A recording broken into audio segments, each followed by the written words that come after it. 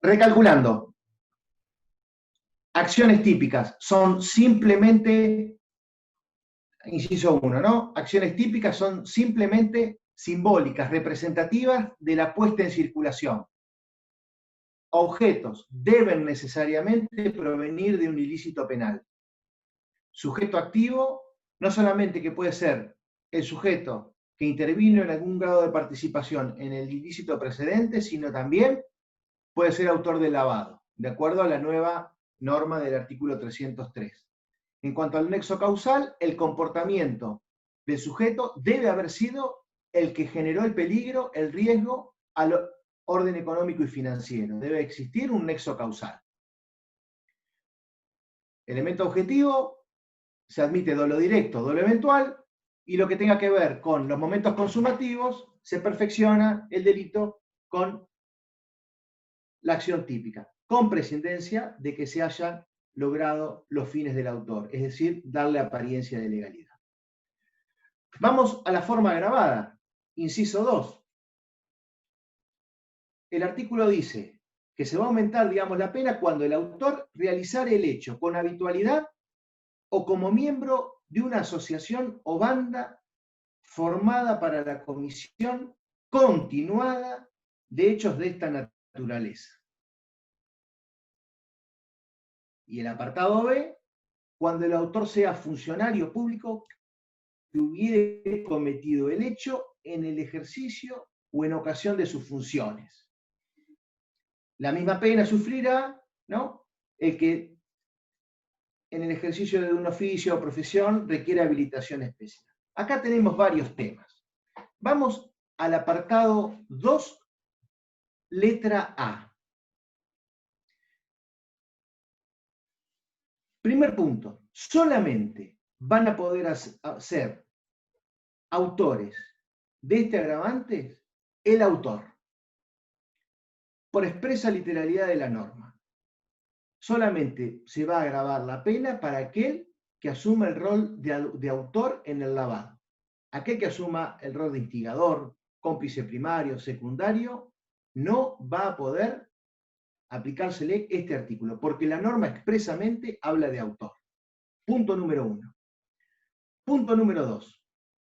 Ese autor debe realizar el hecho con habitualidad, es decir, debe ser un profesional del lavado de bienes. Y algunos autores entienden de que por habitualidad podría ser comprensible de hechos, varios hechos. Otros autores entienden muy bien. Ahora, ¿qué grado de comprobación o de corroboración deben tener estos hechos? Debe haber habido sentencia firme, debe haber semiplena prueba, verdad apodíctica. Lo cierto son 3, 4 hechos, 5 hechos. El doctor Taza lo que dice es que más que determinar objetivamente la cantidad de hechos, lo cierto es que se debe reparar en una cuestión del ánimo del sujeto, del ánimo del autor. Es una cuestión más anímica, psicológica. De modo que si el sujeto, aun cuando haya realizado un acto, estaba en el ánimo, llevar adelante prácticas de lavado con habitualidad, se le podría aplicar este agravante, en la medida y solo relacionado con el autor.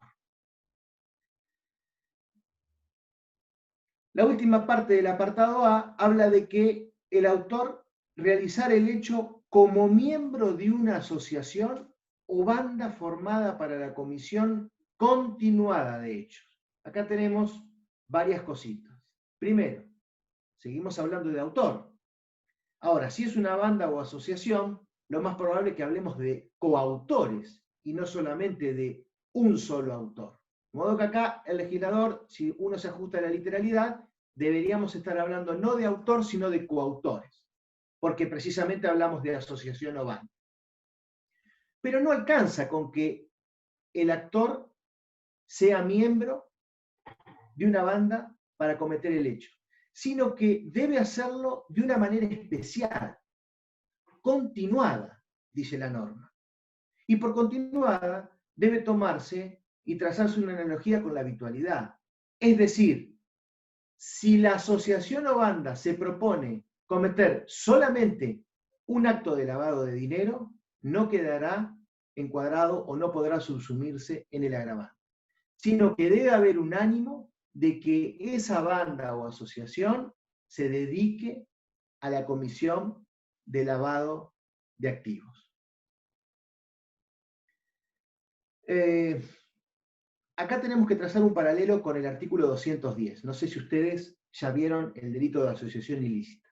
Pero hay diferencias sustanciales, pese a que alguna doctrina habla de que se trata de una asociación ilícita y se podría, digamos, en algún punto hablar de algún tipo de concurso. Lo cierto es que, si bien eso podría ser, también lo es que hay diferencias sustanciales. Ustedes han visto o conocen, la asociación ilícita está prevista en el artículo 210, se asocian para cometer delitos, se asocian para cometer delitos indeterminados. Tienen plurifinalidades.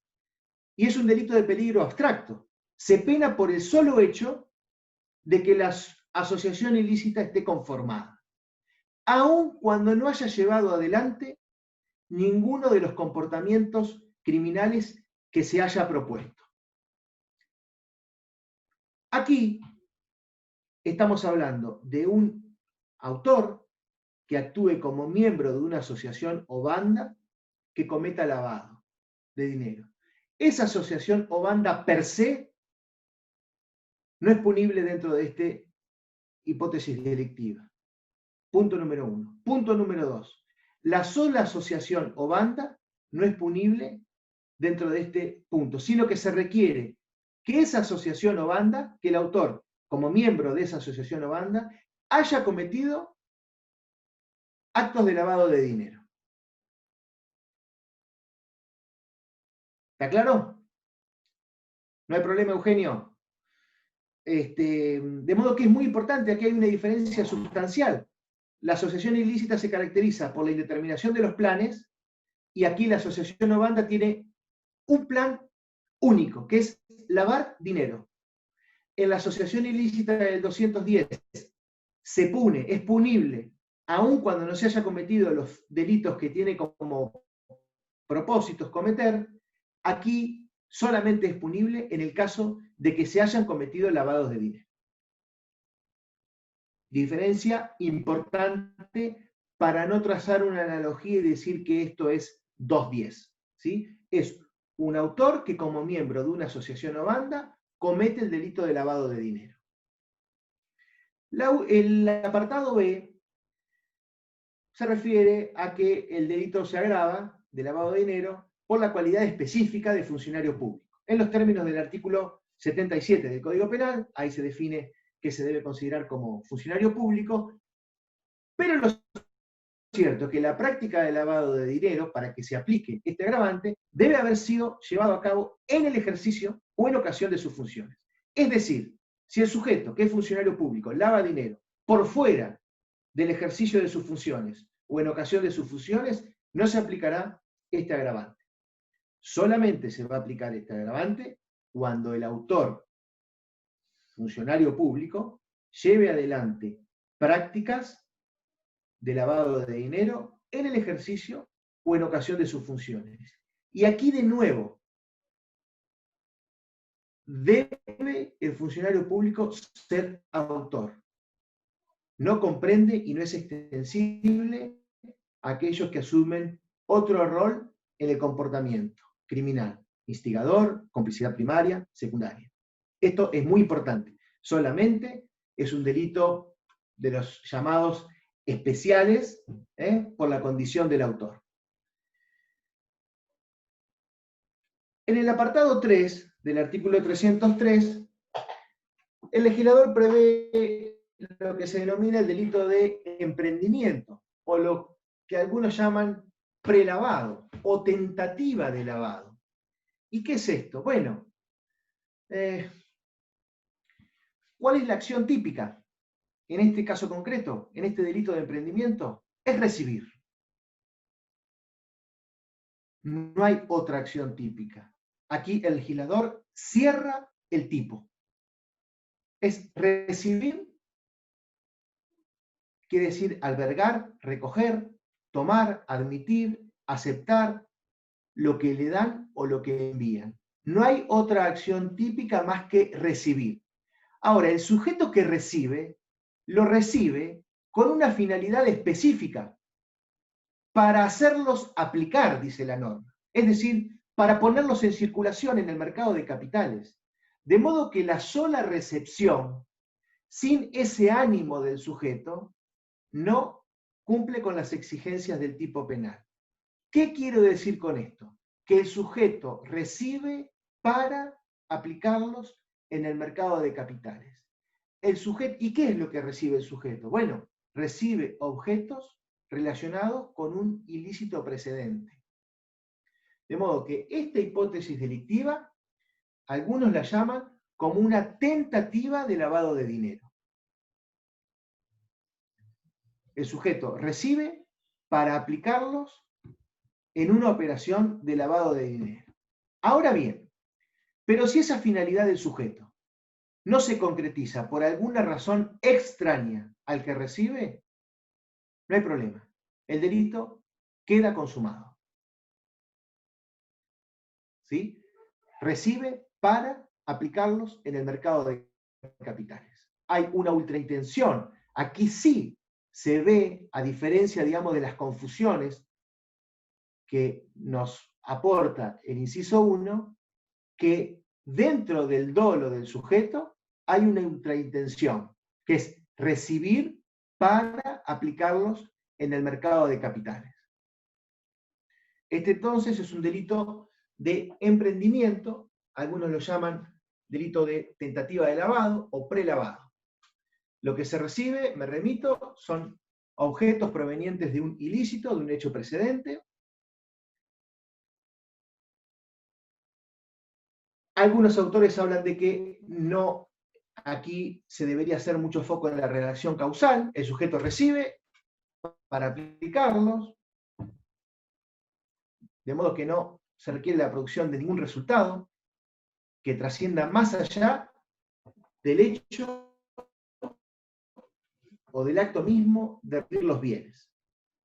El elemento subjetivo, decimos que el sujeto no solamente recibe y sabe de la procedencia ilícita o dudosa de esos bienes, en los términos del artículo 16 del Código Civil, como ya lo habíamos mencionado anteriormente, pero a su vez lo recibe para algo, para ponerlos en circulación, con prescindencia de que en algún punto esos bienes adquieran apariencia de legalidad y finalmente circulen sin problemas en el mercado de capitales. Pero reparen que hay una ultraintención en el sujeto activo, dado que a la vista está el elemento adicional al dolo. El sujeto no solamente sabe de que los bienes son de procedencia dudosa, los recibe para un fin específico. En cuanto al momento consumativo, se perfecciona con la acción de recibir, dado que es un delito de emprendimiento, sin que sea necesario que la finalidad descrita en el apartado de asignarle apariencia de legalidad se cumple. Se cumpla. ¿Alguna pregunta hasta aquí?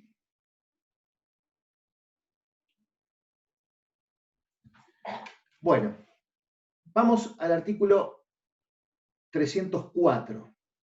El artículo 304 configura una excepción al principio jurídico que establece que las personas jurídicas no pueden delinquir. Expresamente, en este artículo, lo que se regula, el inciso 5, sí, Magalí, el inciso 5 hice referencia, igualmente lo repito, a lo que es el principio, digamos, de extraterritorialidad o de ayuda mutua de los distintos estados del planeta, y que hace referencia a que el hecho precedente, el ilícito precedente, puede también haberse cometido fuera del territorio de aplicación del Código Penal argentino, en la medida que en el lugar de comisión sea sancionado también como delito. Esto por el carácter de extraterritorialidad y de delincuencia, digamos, transnacional o de delito transnacional que prevé la norma. Si digamos, usted ve el inciso 5, dice que palabras más, palabras menos, las disposiciones de este artículo regirán aun cuando el ilícito precedente hubiera sido cometido fuera del ámbito de la aplicación espacial de este código. Pero lo importante es esto: en tanto el hecho que lo tipificara también hubiera estado sancionado con pena en el lugar de comisión. Esto es, o habla de la justicia universal o del principio de extraterritorialidad al que hice referencia cuando hablé del ilícito precedente. No importa que se haya cometido en el país o en el extranjero. Si se comete en el extranjero, hay que tomar el reparo de entender y de observar si ese hecho es tipificado como delito también en el extranjero. Entonces, como hecho precedente, lo vamos a poder tomar para poder en algún punto decir, estos bienes son de procedencia ilícita y está relacionado con un ilícito cometido, por ejemplo, en Uruguay. ¿Sí? Creo que doy respuesta entonces a la pregunta de Magalí, creo. Ahora después igualmente hago un repaso muy somero de las cuestiones más importantes de lo que hemos dicho. Responsabilidad penal de las personas jurídicas. Dije que el artículo 304 es una excepción al principio jurídico de que las personas jurídicas no pueden cometer delitos. He aquí una excepción. Las personas jurídicas sí pueden cometer delitos. Y en el caso del lavado de dinero, ocurre cuando los hechos de los cuales hemos hablado, relacionados con el artículo 303, fueron realizados en nombre de la persona jurídica, por ejemplo, a través de un mandatario, a través del director de una sociedad anónima, a través del gerente de una SRL, con la intervención a través de algún organismo específico de la persona jurídica, o en beneficio, digamos, de esa persona de existencia ideal. De modo que las personas jurídicas, a través de sus representantes, pueden cometer el delito de lavado de dinero. Luciano, ahora en la reforma esta que se presentó el año pasado, creo que fue, del Código Penal, se trataba de incorporar, ¿no?, a las personas jurídicas al Código Penal. Exactamente, exactamente. Es un Código Penal bastante auspicioso, incorpora un montón de cosas bastante importantes, clarifica un poco, más que nada, todo lo que tenga que ver con la responsabilidad, digamos, de las personas jurídicas, y en buena hora algunas de las incorporaciones que intenta el proyecto del Código Penal daría luz en este tema ni hablar, pero en tantos otros también, pero en este tema... Derecho al ambiente creo que también habían hecho mucho hincapié. Sí, es una reforma bastante auspiciosa, principalmente porque codifica. Nosotros tenemos un código penal que es muy viejo, pero a su vez tenemos leyes especiales que están diseminadas y es muy difícil el abordaje, digamos, de una manera uniforme. Entonces, la reforma en algún punto lo que tiende también es a incorporar todas las normas que tenemos en un mismo, digamos, catálogo punitivo. Que eso es un desafío muy auspicioso, está bastante encaminado, pero hay ciertas demoras producto de cuestiones endógenas, exógenas, pero bueno, esperemos que pueda seguir su curso y tener un código penal actualizado, ¿no? Imaginemos, ¿no?, que hay en algún punto delitos que, bueno, se van a tipificar y que hoy por hoy, cuestiones de lesa humanidad también van a estar muy claras en el Código Penal. Bueno, pero bueno, viene avanzando, pero con lentitud, con lentitud. Les decía, responsabilidad de las personas jurídicas. Entonces, sí pueden delinquir a través de sus mandatarios, depende de la clase de la persona jurídica que sea, puede ser el director, el gerente, un mandatario, por la empresa misma a través de los órganos de control, por ejemplo, o en su beneficio. El código, el legislador, prevé una serie de sanciones que pueden ser en algún punto impuestas por el juez a través de los baremos que el legislador expresamente dispone para graduar las penas. Es decir, los jueces podrán tener en cuenta el incumplimiento de las reglas y procedimientos internos que no hizo la empresa, la omisión de vigilancia sobre la actividad de los autores y partícipes, organismos de control internos de la empresa, la extensión del daño causado, el monto del dinero que involucra, digamos, la operatoria, el tamaño, la entidad, la naturaleza y la capacidad, dice el legislador, relacionado con la cuestión económica de la persona jurídica. Pero muy importante es esto. También puede suspender y puede cancelar la personería jurídica de la persona, de la empresa. Y el legislador, en el último párrafo, crea un puente de plata para que si es necesario, indispensable, dice el legislador, mantener la continuidad operativa de la entidad o de una obra o de un servicio en particular, no serán aplicables las penas del inciso 2 y del inciso 4. Es decir, las del inciso 4, cancelar, digamos, la personería jurídica de la empresa, y la del inciso 2, la suspensión total o parcial de la actividad. Entonces, crea un sistema de multas que pueden ser aplicadas conjuntamente o alternativamente. El legislador prevé cómo graduar las penas de acuerdo específicamente a los estándares que los mencioné, y a su vez puede crear un puente de plata y decir, esta empresa debe seguir operando, con lo cual no le cancelo la personería o no suspendo una obra, un servicio en particular.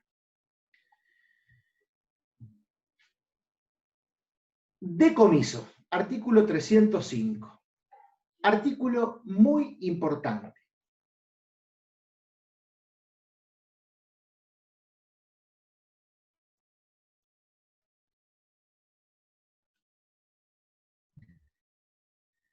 Fundamentalmente porque este artículo lo deben interpretar dinámicamente.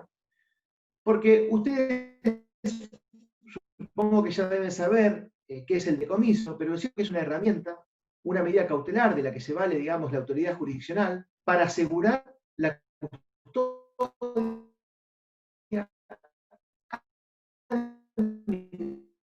administración, dice el legislador, conservación de los bienes que sean pecto relacionados con el delito. No hay nada raro ni nada novedoso a lo que les dije hasta aquí. Pero lo importante de esto, de este artículo 305, y que lo distingue del artículo 23, es que podemos tener un decomiso definitivo, los bienes pueden ser decomisados definitivamente, necesidad de condena penal. A diferencia de lo que prevé el artículo 23. ¿Y esto cuándo puede ocurrir? Cuando tenemos probado la ilicitud del origen de los bienes o el hecho al que esté relacionado y el imputado no pudiese ser enjuiciado, ya sea porque falleció, porque está prófugo o por cualquier otro motivo que ya se ha suspendido o extinguido el ejercicio de la acción penal. Y el legislador agrega un dato más. También podemos lograr el decomiso definitivo, aun cuando no tengamos condena penal, si el imputado reconoce la procedencia o el uso ilícito de los bienes. Esto es muy importante, porque el artículo 23 no lo prevé con estos alcances. Podemos tener decomiso definitivo pese a no tener una sentencia de condena, siempre y cuando tengamos lo que dice el legislador, es decir, comprobado la ilicitud del origen de los bienes, a qué hecho está relacionado esos bienes delictuales, ¿no? Esos hechos delictuales, en la medida que el legislador indica si el imputado está prófugo, es decir, se fugó de la justicia y no lo podemos encontrar, falleció, o la acción se suspende o se extingue por cualquier otro motivo. Y fundamentalmente, si el imputado reconoce el origen ilícito de los bienes.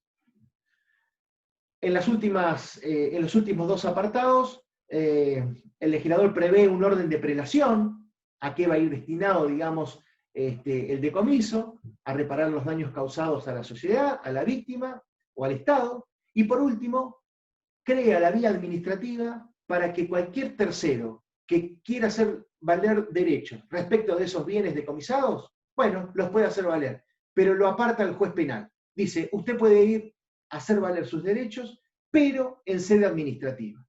Va a tener que iniciar una acción administrativa y no va a ser el juez penal quien intervenga en todos los pleitos de terceros que quieran hacer valer el derecho respecto de los bienes objeto de decomiso. Con lo cual acá hemos visto el artículo 303, 304, 305. Yo voy a hacer una breve síntesis de lo que hemos en 5 minutos. No sé cuánto tiempo me queda, Alan. No figura todavía el límite. Creo que tenemos. Tenemos un ratito más. Voy a hacer 5 minutos referencia a lo que hemos hablado en este encuentro, por ahí un poco complicado por la señal de internet y demás, que quiero ver a ver si puedo emprolijar un poco esta exposición, de manera que ustedes puedan visualizar qué es lo más importante. Punto número 1. El delito de lavado de dinero en Argentina no es un delito nuevo. Ya la ley 23.737, en el artículo 25, preveía el delito de lavado de dinero respecto y únicamente de aquellos bienes de procedencia ilícita, pero solamente relacionados con la actividad de comercio de estupefacientes.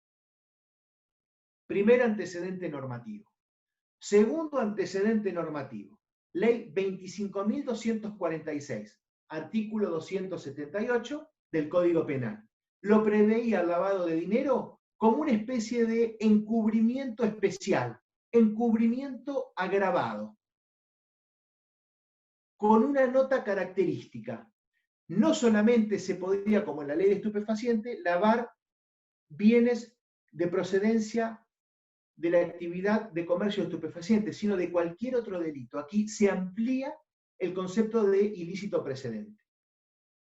Pero continuaba con la limitación en cuanto al aspecto del sujeto activo. En la medida, lavador será aquel que en la medida que no hubiese actuado en el ilícito precedente, es decir, no preveía el autolavado. Con la ley 26.683, que incorpora el artículo 303 tal cual ustedes lo ven en el código, se mantiene esa amplitud, ya no solamente se va a poder lavar bienes de procedencia ilegal respecto de la actividad ilícita relacionada con el comercio de estupefacientes, sino que los bienes pueden provenir de cualquier delito, cualquiera sea la naturaleza. Pero lo más importante, elimina esa frase en la medida que no hubiere participado en el ilícito anterior. ¿Qué quiere decir? Que autor de lavado puede ser aquel que participó, cualquiera sea el grado de participación, en el ilícito precedente.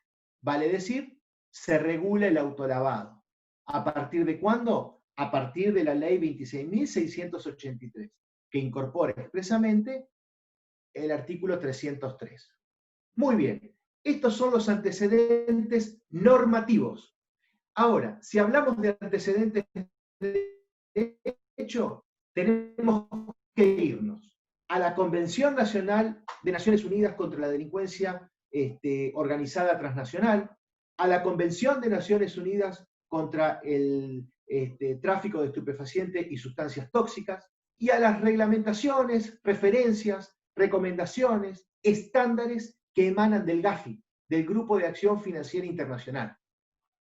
Esto no ocurre como arte de magia, sino que ocurre producto de un esfuerzo de todas las naciones del planeta en combatir la criminalidad organizada.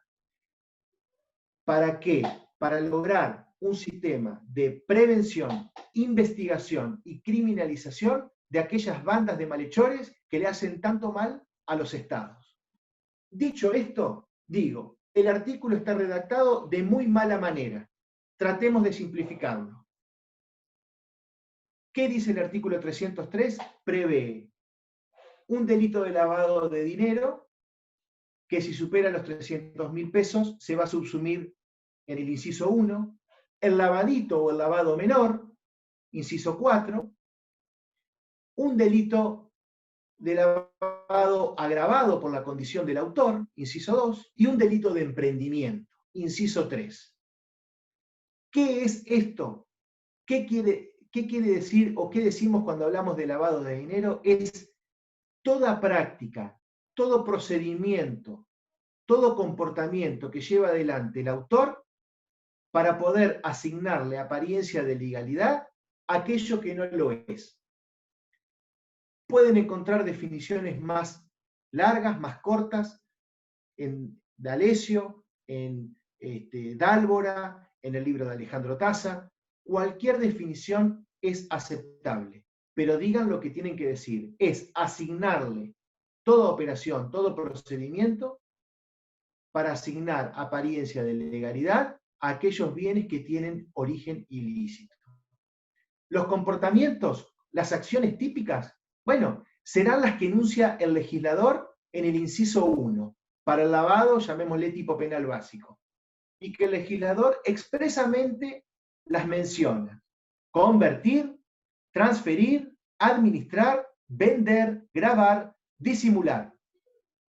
Pero después dice, o de cualquier modo pusiere en circulación, es decir, es un tipo penal abierto. ¿Quién va a cerrar este tipo penal? La autoridad jurisdiccional. De modo que cualquier acción que a ustedes se les pase por la cabeza podría tener encaje en este tipo penal, en la medida que la conducta o el comportamiento sea apto, idóneo o tenga entidad para poner en circulación en el mercado de capitales bienes de procedencia ilícita. Me preguntan, ¿admite tentativa? Bueno, algunos autores entienden que admite tentativa.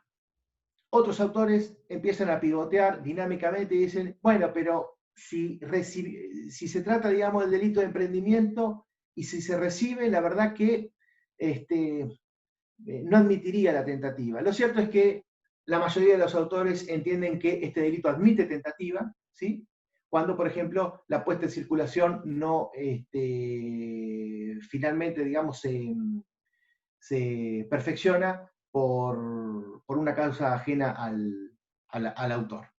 Pero en principio, digamos, admitiría tentativa. En cuanto al objeto, es importante. El objeto, extraigan del artículo 16 el concepto de objeto. Bienes, dinero, materiales, inmateriales, corpóreos, incorpóreos, muebles, inmuebles. Si es mayor a 300.000 pesos, se aplica el inciso 1. Si es inferior a 300.000 pesos, se aplica el inciso 4. Sujetos. Hoy es de titularidad indiferenciada, pero hoy está previsto el autolavado, con lo cual el sujeto que participó en el ilícito precedente puede ser sujeto activo del delito de lavado de dinero. Bien jurídico protegido, el orden económico y financiero, es decir, el equilibrio, todo lo que tenga que ver con el bagaje de normas administrativas que el Estado dicta para poder regularizar y controlar todo lo que tenga que ver con el movimiento de bienes y servicios, producción, distribución y consumo. Momentos consumativos. Se perfecciona con la acción típica, independientemente que los bienes hayan adquirido o no apariencia de legalidad. Hecho precedente de cualquier naturaleza, no ya como se prevía en la ley de drogas, pero puede ser cometido dentro del territorio argentino, donde se aplica el Código Penal, o fuera del territorio argentino, en la medida que ese hecho sea tipificado y sea considerado un crimen para el Estado en donde se cometió. Esto hace a la extraterritorialidad y al principio universal del que hacíamos referencia cuando una de ustedes preguntaban apartado 5. Hace referencia a esto. Se puede tomar como hecho precedente aquel ilícito cometido fuera del territorio argentino. Habíamos hablado de agravantes en el apartado 2, por la cualidad del sujeto. Sí o sí debe ser autor. Si es partícipe pero no asume la calidad de autor, no se aplicaría el agravante. ¿Por qué? Por expresa disposición normativa. El legislador habla cuando el autor realizare el hecho con habitualidad. Ahora, el agravante no solamente se va a aplicar por la calidad de autor, sino que ese autor debe llevar adelante la práctica de lavado de dinero con habitualidad. Y por habitualidad, de acuerdo a la posición de Alejandro Taza, coincido con eso, no hace referencia si la habitualidad está relacionada con hechos materiales, 4 o 5, si fueron sentenciados o no. No, habla de un estado anímico, una cuestión psicológica del sujeto. Que el autor sea un profesional del lavado de dinero. Una cuestión más que nada anímica del autor. También se agrava cuando el autor opere como miembro de una asociación o banda. ¿Alcanza con eso? No. En la medida que lo haga de manera continuada, dice el legislador. Entonces debemos tener un autor que opere como miembro de una asociación o banda, pero además la práctica de lavado la debe hacer continuada. Y aquí abrimos un paréntesis y despejamos dudas con la asociación del artículo 210, la conocida asociación ilícita. La asociación ilícita es un delito de peligro abstracto y tiene jerarquía penal autónoma. Es punible por el solo hecho de ser una asociación ilícita, porque ya por esa sola razón perturba a la sociedad. De modo que el legislador prevé una pena por el solo hecho de que la asociación ilícita exista como tal, independientemente que haya concretizado alguno de los planes que tenga en miras. En este caso, la asociación o banda debe haber concretizado alguna práctica de lavado de dinero. De lo contrario, no es un tipo penal autónomo. El sujeto es autor, actúa como miembro dentro de una asociación o banda que tiene un propósito determinado: lavar dinero. En la asociación ilícita, los propósitos de la asociación son indeterminados. Esta es una diferencia sustancial. El último agravante, apartado B del inciso 2, cuando el autor tenga una cualidad específica, es decir, sea funcionario público, y el hecho hubiese cometido en el ejercicio o en ocasión de sus funciones. Entonces, el inciso 4, me remito a lo que ya dije, digamos, es lo mismo que el inciso 1, pero lo único que varía es el monto de los bienes lavados, perdón. Delito de emprendimiento, solamente una acción típica: recibir. No es ni más ni menos, es recibir. Ahora, ¿recibir para qué? Recibir para aplicar en el mercado de capitales. La sola recepción no alcanza. Aquí se advierte con suma claridad la ultraintención del sujeto. Y por último, la responsabilidad de las personas jurídicas. Tengan en cuenta que hoy por hoy las personas jurídicas pueden cometer delitos